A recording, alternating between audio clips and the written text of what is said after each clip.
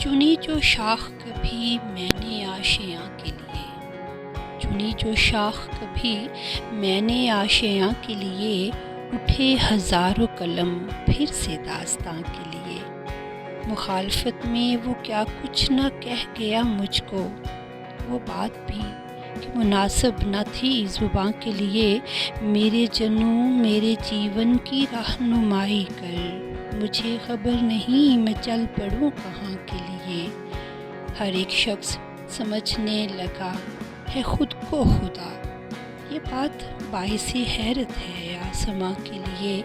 بہار رنگ چمن کے سبھی سمیٹ گئے، یہ چند سوکھتے پتے بچے خزاں کے لیے۔ ستم کشوں نے تو اس گھر کو ہی جلا ڈالا، کوئی بھی شخص نہ باقی بچے فغاں کے لیے۔